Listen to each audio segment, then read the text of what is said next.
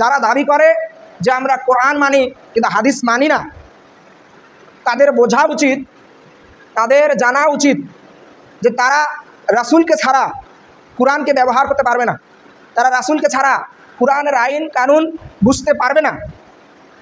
কালকে আমি ফেসবুকে বা ইউটিউবে একটা ছোট্ট কন্টেন্ট দেখলাম, একটা ভিডিও দেখলাম।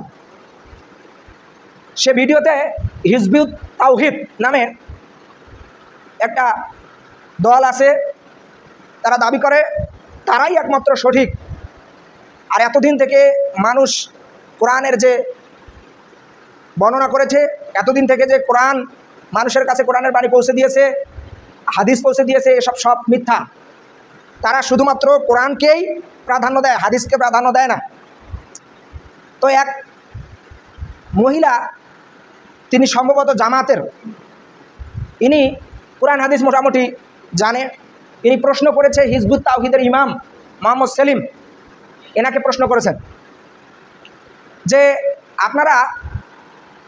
আপনারা তো খুব ইসলামের কথা বলেন, কোরআনের কথা বলেন, তো সেই কোরআনেই তো দেওয়া আছে যে মহিলারা সাজুগুজু করবে, মহিলারা সৌন্দর্য দেখাবে শুধুমাত্র তাদের স্বামীকে, কিন্তু আপনাদের সামনে আপনাদের কর্মীরা খোলামেলাভাবে বেড়াচ্ছে, শুধু কোনো রকম খালি একেবারেই লজ্জায় স্থান সেটা শুধু ঢেকে রাখছে।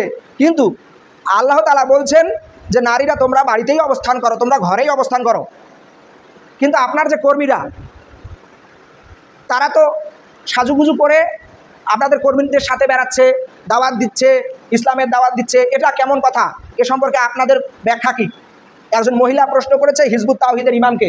তো হিজবুত তাওহীদের ইমাম সেই উত্তরটা দিবে, কিন্তু সেই উত্তরটা না দিয়ে সে বলছে আপনি কি ইমান কি জানেন?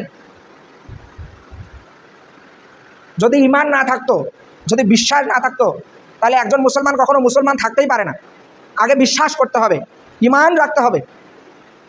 এটা ওরা বোঝাতে চাচ্ছে যে আপনি ইমান কি বুঝেন, তার মানে বোঝাতে চাচ্ছে যে ওই উত্তরটা তো ওরা দিতে পারবে না। ওরা আগে বলতেছে আপনি ইমান কি সেটা বলেন, আপনি কতটুকু ইমান এনেছেন আল্লাহর প্রতি, এটা দিয়ে আটকিয়ে ওই উত্তরটা দিবে না, এই কথা দিয়ে আটকিয়ে ওই উত্তরটা দিবে না। এখন কথা হলো, আমাদের সর্বপ্রথম যে বিষয়ের উপর নজর দিতে হবে সেটা হলো কোরআন এবং হাদিস। একজন ব্যক্তি মুসলমান তখনই থাকতে পারবে যখন সে কোরআন এবং হাদিস উভয়ই মানবে।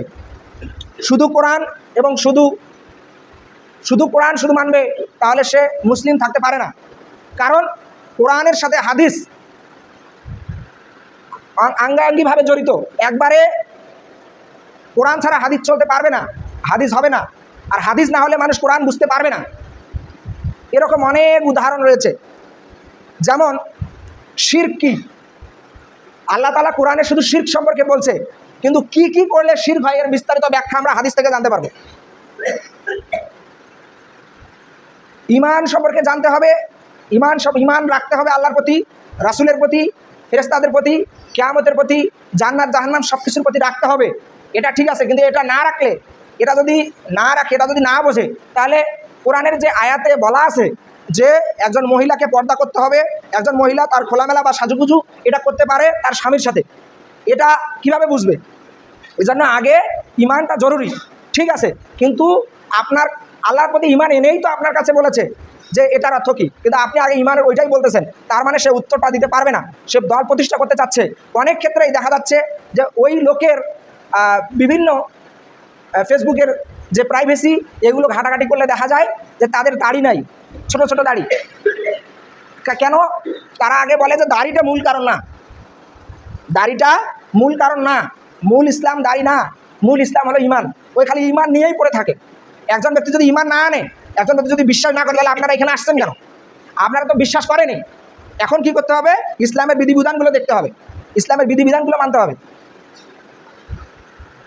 তো এখন কথা হলো যে আমাদেরকে কুরআন এবং হাদিস দুটোকেই সমান প্রাধান্য দিতে হবে। এখন কথা হলো যে তাহলে কি আপনি আল্লাহকে রাসূলের সাথে মিল খাওয়াচ্ছেন? না, আমি এটা বলছি না। আমি এটাই বলছি যে কোরআন বুঝতে গেলে আপনাকে রাসূলের হাদিস পড়তে হবে। কোরআন বুঝতে গেলে আপনাকে রাসূলের জীবনী পড়তে হবে, রাসূলের কাছ থেকে আপনাকে হাদিস নিয়ে তারপরে কোরআনের ব্যাখ্যা জানতে হবে।